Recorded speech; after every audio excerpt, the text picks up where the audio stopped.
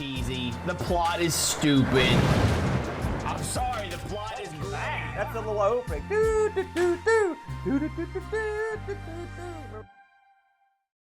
Hello, everyone, and welcome to a super spectacular, information-filled extravaganza of fun this week on ARG Presents 299 this week. And let me tell you something. Nothing bounces you into 299 like the subject of this week's show. Last week, we spun the wheel. We made the deal. It was actually 2 weeks ago, 3 weeks. I can't even tell how long ago it was. But we spun this sucker. We made a deal with John Bodum-Carshaller, one of his mystery dartboard selections. And this week, we're going to be taking a look at the Mego Corporation Mini-Vid. Yep, the Mini-Vid. That's all the information we've got for you tonight. You know, everybody. No, listen. I thought before we got deep, because we're going to dig deep in the Mini-Vid here. We are? Oh, yeah. But Okay. I want to talk about the actual people that make Mini-Vid here in our opening section. Because they make everything. And I was like, you know, I'm gonna kind of run some stuff past the Brent to see if he's heard of it or ever played it. These guys have been around for a while and technically are still around in name after bankruptcy claimed them. But these guys were around since 1954, founded by D. David Abrams and Madeline Abrams. Mego Corporation was responsible for some of the most prized toys and figures and dolls the world ever saw. I've got a huge list of the stuff they did here. Just kind of run through and see if you've heard any of this stuff. First of all, and you've surely heard of the movie based on this, these guys were responsible for Action Jackson, the doll. Yep. Which is cool. They were responsible for Eagle Force. They were responsible for the Elastic Superheroes line. These were designed to compete with Kenner's Stretch Armstrong. But the Mego versions were real characters. Donald Duck, Batman, Hulk, and Plastic Man. I definitely remember Hulk. The stretchable Hulk was a popular toy back in the day. One I haven't heard of, but apparently it's a collector's dream, was a G.I. Joe-like figurine outfit called Fighting Yanks, which I love the name. They were being sued by Hasbro for that one, so discontinued that one. They did some historical figurines in '75 from American West, and among others, and they included Robin Hood and super versions of historic figures like knights. So you can get like super pirates and super knights, kind of neat. Speaking of super, these guys were the ones that did Micronauts. Yes. Which was a huge seller back in the day. Yep. I knew a guy with a Micronauts collection that would beat the band. Micronauts, for those of you that don't know, were these plastic and metal figurines, play sets, vehicles. You could put a couple of these things in a tube sock, and you could beat another prisoner to death. These things were heavy, and I got whacked with one that somebody threw, and it'll knock you on your knees. It was brutal, but the Micronauts were so popular that they spawned a very popular Marvel comic series, which I gave away the entire run of because I didn't like it. But I knew the guy that I bought them from, one in the back, so I gave them back to him because I was such a good guy. These guys made the Tarzan figures from '75, the bendable ones, which I also remember. Some of this stuff may be too old. You remember who Tarzan is, don't you? Of course. These guys were responsible for these things are horrible. The world's greatest superhero series, 1972 to 1983, included DC and Marvel characters, Wild West characters, monsters. These were the really stupidly dressed superheroes. Like they looked like they took like pajamas. They didn't look good. I never liked those. Pajamas. I was not a fan of those. Now, as the years rolled on, these guys also cranked out the Star Trek, the original series lineup in '74 to '76. These had all the people from the original show that were the crap, plus a Klingon, a Neptunian, the Keeper. These are for Star Trek fans, a Gorn. I wouldn't mind having a Gorn or an Andorian figure. They really cranked this up. Plus, they had a USS Enterprise you could get. They also did the figures for the motion picture. Now, this is some of the TV shows that they made figures for, okay? You got Star Trek, sure, but who doesn't want Starsky and Hutch figures? Who doesn't want the Waltons? So if you want to pretend to say goodnight to everybody as John Boy, This is a series for you. You can go out and get the Waltons play figures. Now, they also did celebrity dolls. Yes. Okay, let's talk about the celebrities. And these are my favorite celebrities listed here. First, who do you inaugurate your series of celebrity dolls with? Who else? Don Knotts. No, the Captain and Tennille. Love will keep us together, Brent. I'm a big fan of Captain Tennille, although the Captain turned out to be a creepy freak. But, what are you going to do? Hey, Tennille's cool. Diana Ross. Hey, good choice. Farrah Fawcett. Jacqueline Smith. Somebody was watching Charlie's Angels back then. Kiss, of course. But don't forget to pay him. Christy McNichol. It's another one. That's a blast from the past. Muhammad Ali. And then who do you finish up the line with but Sonny and Cher and Suzanne Summers? All your favorites represented there. So these were from late 76 to 78. You got your celebrity dolls. Then we're going to finish up this look here at the end with the electronic division of Mego Corporation. Of course, I'll look through some of these in preparation for this show, trying to figure out what the heck was going on. They did their own version of Game & Watch titles called the Timeout titles. And they actually had another name for them. And these were they looked just like a Game & Watch. They had titles one of them was called Toss Up, but its original title, Ball. They had Vermin and Fireman or Fire. And they also, they basically discontinued those. Nintendo was not happy. They got those out of there. They also did the Batman Command Console, which sounds pretty cool. They did Fabulous Fred, was a handheld device. I had played 10 games. We should have covered that on this show. That makes more sense. The Pulsonic Basketball, a Star Trek tricorder, life size. I desperately wanted one of these back in the day. They were in the back of comic books. But the big thing that they put out that involves me, these were the geniuses behind the 2XL robot, a trivia robot, one of which sits in my very room. And I love it. I got a bunch of the 8-tracks for it. It doesn't run too good, but it still does work. I love that guy. So these guys really had a good run, and we're not going through everything. I mean, they made every TV show. I mean, Buck Rogers, Chips Dallas, Doctor Who, Dukes of Hazzard, Flash Gordon, Flintstones, The Greatest American Hero, Happy Days, Laverne and Shirley, Moonraker. How did that get a ARG gang? They did everything. So these things have been around. They put it all out. And they were in direct competition with Hasbro and Kenner and all those. Oh, yeah. The big toy manufacturers. And Marks. There was a lot of them out there. And their toys, you mentioned all these dolls. They were 9-inch dolls. Some of them were. Yeah. Some were, and they play like Micronauts were just like standard size. Yeah. So it was, they had a few things out there that were high-end things. They tried to do high-end things. Well, I'd say they ran the gambit because some of those toys I didn't say they only did high-end things, but they had some high-end things. I'm telling you, for Christmas, get me the complete Walton's play set.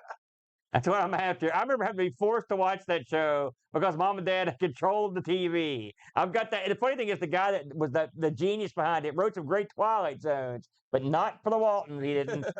So, with the buildup of all the great things that the Mego Corporation did. I'm glad that filled 8 minutes because it's all downhill from We're going to look at the suggestion, the ill-fated suggestion from John Bodekar-Schaller, the Mego Mini-Vid. Now, let's get one thing straight right away, okay? The Mego Mini-Vid is not a console. Nope. Okay? I mean, I guess it's a console that plays a game. Is that a console? I don't think it is. It's a handheld. It's a series of handheld titles. Now, these were released in 1979, published and developed by the Mego Corporation. And these were 1 to 2 player handheld devices. Okay? So, can't go wrong with devices. Devices. Now, we mentioned that they had released some Game & Watch stuff, and that's what they came out with after the Mini-Vid series. So the Mini-Vids, they were like, all right, well, let's move on to something a little more modern than this.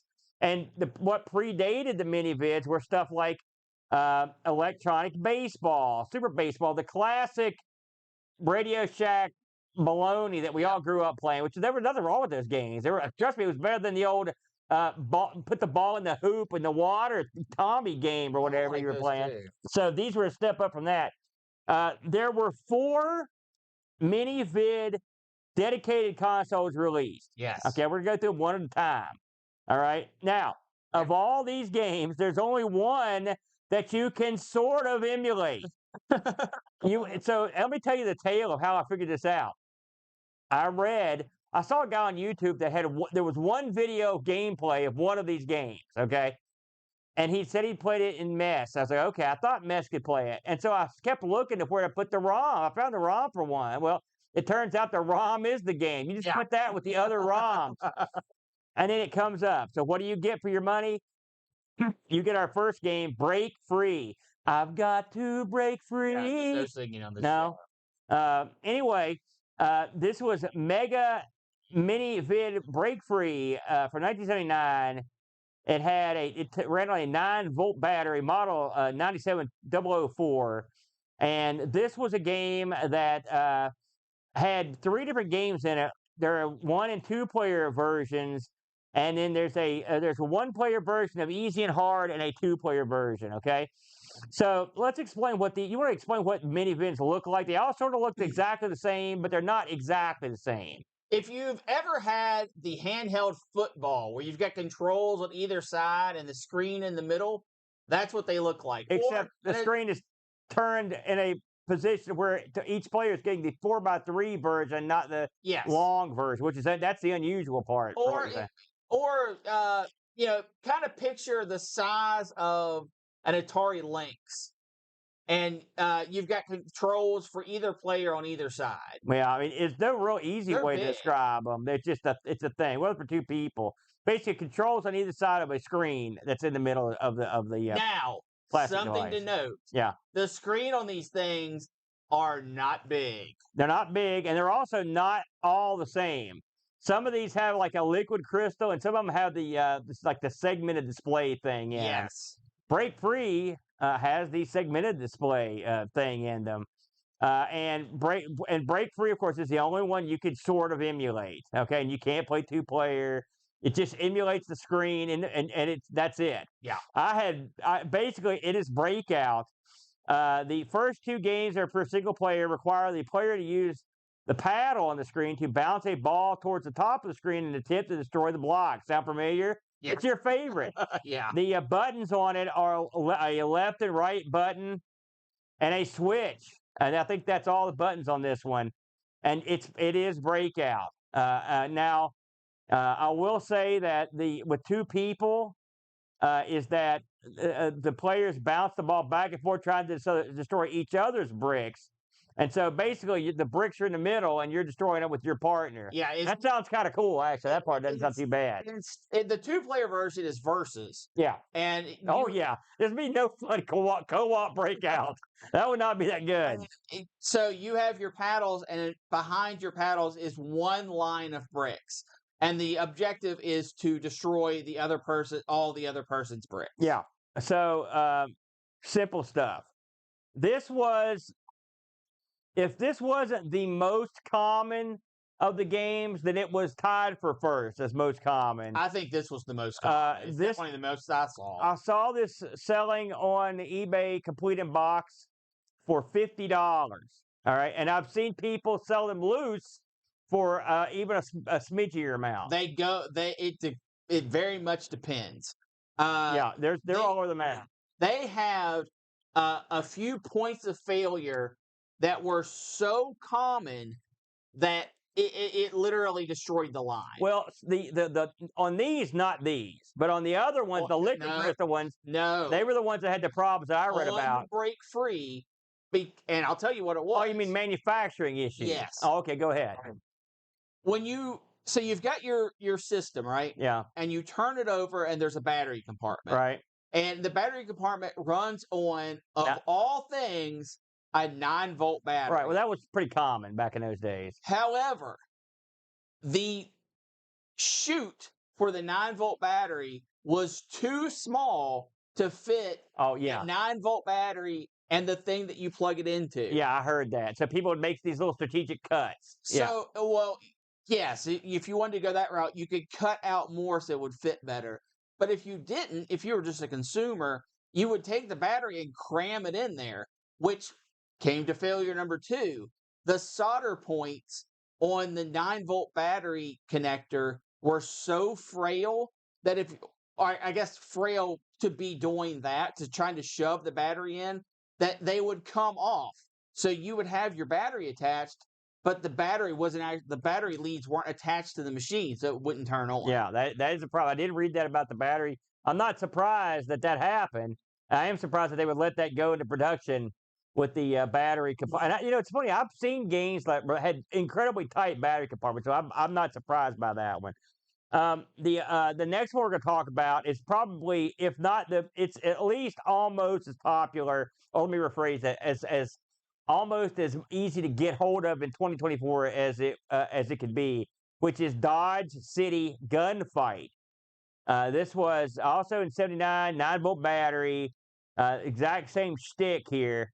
And this one, this is a game where you have 2 players against each other in a Wild West fight. There are 3 different game modes, and you can move your guy left or right to reposition him and fire at him. So this is sort of like a Boot Hill type of affair, I believe. Now Or a gunfight for the Atari. Let's get into something here. We have not played any more of these. Yeah, that's it.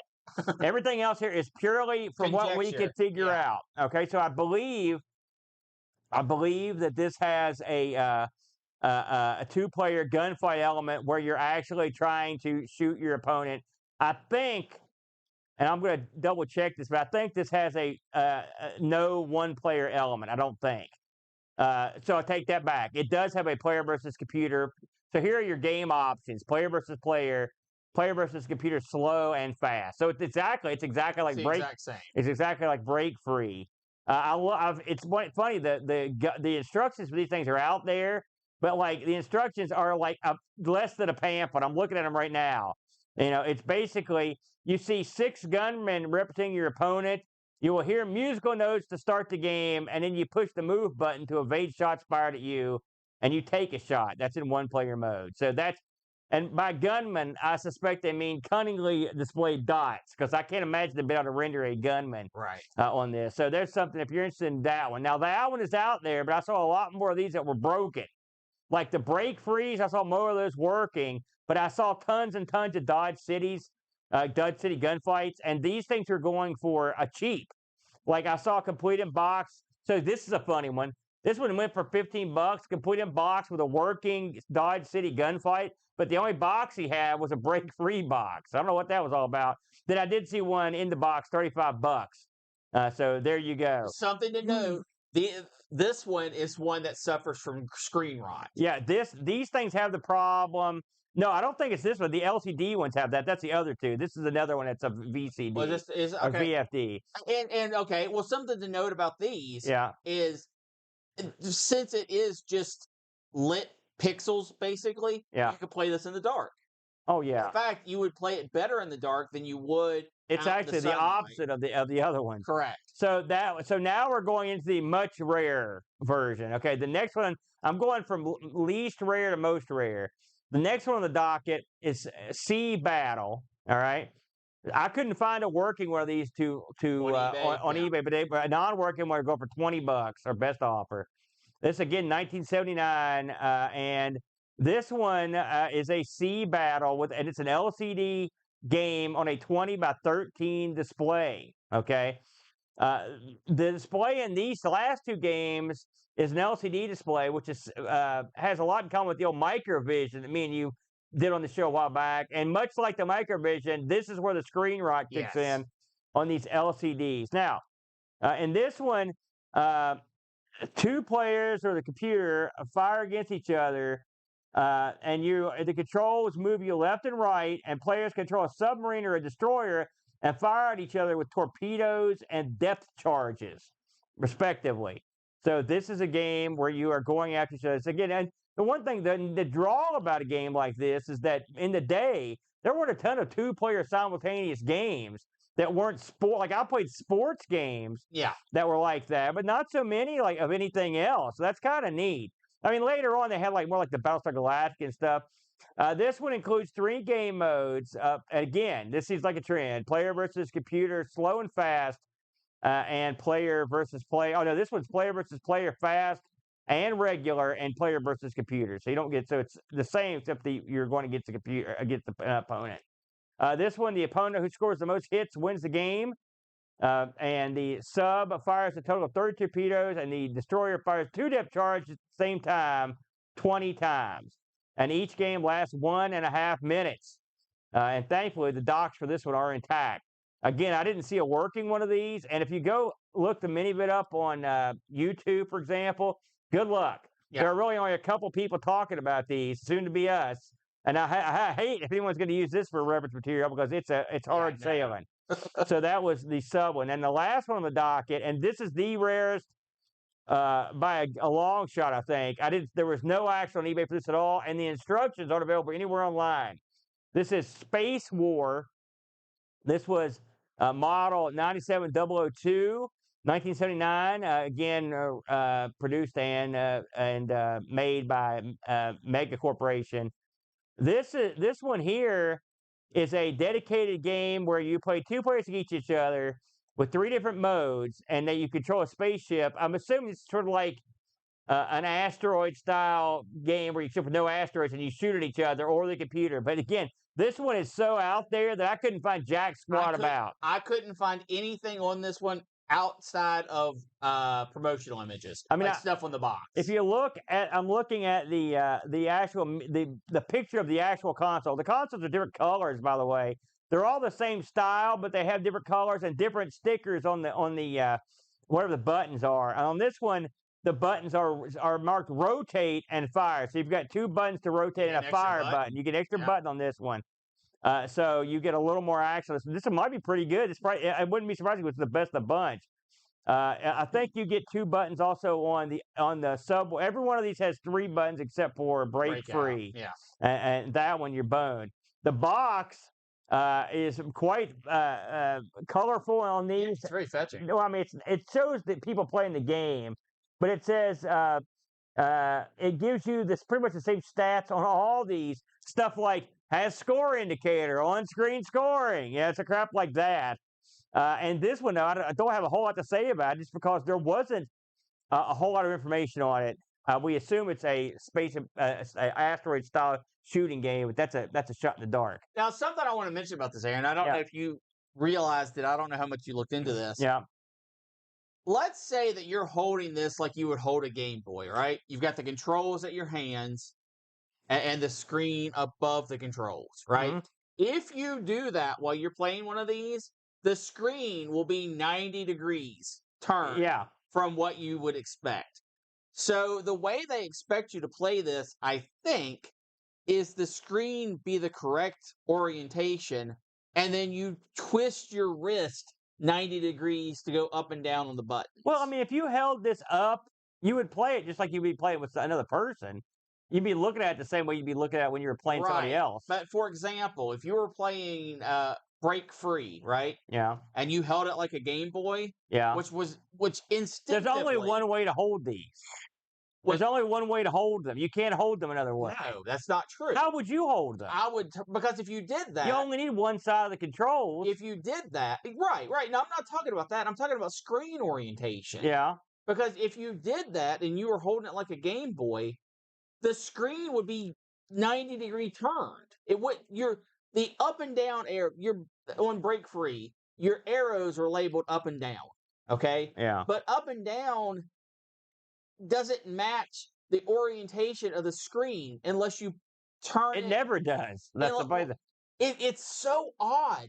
And also, the screens on these things, if you look at the images, are tiny. I mean, what do you want? These things were manufactured in 77 and distributed in 79. I understand. 77. I understand. Now, the Atari was out by then. The home right, system. But no one was playing it like mobily. I understand. I just think it is very odd, some of the choices they made to put this out there. Now, all that said, I think it looks like a very nice piece of hardware. Okay, I mean, from a it's sitting on your shelf type of thing. Well, I mean, it would probably have been those games back in the day. They weren't what I would call the most fetching looking games, but they were functional. I thought I think this falls in line with your footballs and your baseballs and your hockeys. That's the kind of game you're talking about here. You're not really talking about anything like a Game Boy game. If you look at the screen at home, on the back of the box, Break Free is this kind of brown case, right? Yeah. And it's got silver where the buttons is. However, yeah, they look better in the pictures on the box aren't as good looking as the actual have pictures. it actually in your hand, it has a red bezel around it. I looked into this. Yeah, they're shiny. I looked into this. These things came in a variety of colors, and you never knew which one you were getting. They were not marked on the box what colors were in the box. A lot of the Break Frees were red bezeled. Yeah. I thought they all were. No, they were not all, because I'll show you. If you go back and look at the promotional material, Break Free has a black bezel. Oh, yeah, you're right. You're right. I didn't notice that. And it is... That's odd. Well, why that? They use whatever bezel they had sitting around. I don't know the manufacturing. The bezels were even interchangeable because of the screens are different. The screens are different. That's a good eye, the Brent. Great, that's investigative reporting at its finest there. It's very interesting. I would have liked to have seen these do well. They did not do well, and I don't. You would have loved those years, a decade before you were born. No, that would have been great. No, I think that they had the right pieces, right? But they assembled they didn't put the puzzle together correctly. I think because this was way before your Tiger Directs and crap like that. Yeah. Those were 5 years down the line. This was arcade action in the palm of your hand from a company that wasn't known to be doing electronics at this time. I mean, they had their figures and their dolls and crap like that. Well, they actually had tons of electronics. They had some electronics. This was right in their wheelhouse. Only because it all started. This was all in the same time period. Yeah, it was. So it's no 2XL. Let's put it that way. What do you mean? Like my rope, this is not the same wheelhouse as that. Yeah, but they're an interesting look. Like I said, when you look at the actual, if you hold one in your hand, they're much more fetching looking. They're reflective and nice looking, as opposed to the box makes them look a lot flatter than they are actually. So they look better in real life. So this is what now I think two things ultimately killed these before and never gave them a chance to grow, right? Thing number one, manufacturing difficulties, because these got returned by the bundle. Really? I didn't see anything about that. For what I talked about earlier, with the bad soldering joints and the batteries not fitting in the compartments very well. Okay, that's problem number one. Yeah, and that's something that should never have happened. These guys have been in the game too long to let that happen. Thing number two that I think really did them in. Yes, the Atari Entertainment System was $700 or whatever at this time. Even back, it wasn't that adjusted for inflation. Oh, okay, yeah, right, and that's a ton. These sold for. Did you see what these sold for? I did not. I didn't either. I don't know what they sold for. But from the guy I watched some guy messing with one.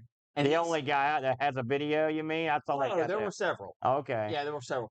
And he said that he got one of these when he was a kid and bought one much later in life, and it was way cheaper than what his parents paid for it. I know he paid around $50 for it. I don't know what it would have been back then. I can't imagine them being that expensive, in all honesty. I mean, I'd say they're probably, by today's money, they're probably $40, $45. Oh, I bet they're more than that. No. And I'll tell you what I think killed them off as we bring this train into the station. The next year, they released those fake Game & Watch titles. I'd say they saw what Nintendo was doing. It's like, man, this smokes what we got. And it did. And so we're going to do that. And then after that, they're like, all right, we're done with this market. Yep.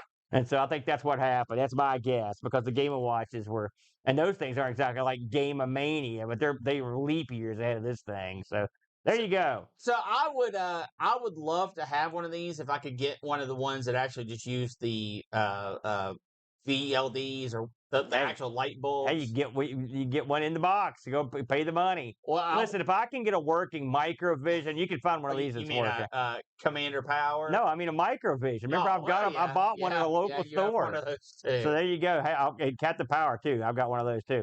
So there you go. We have done the best we could on that one.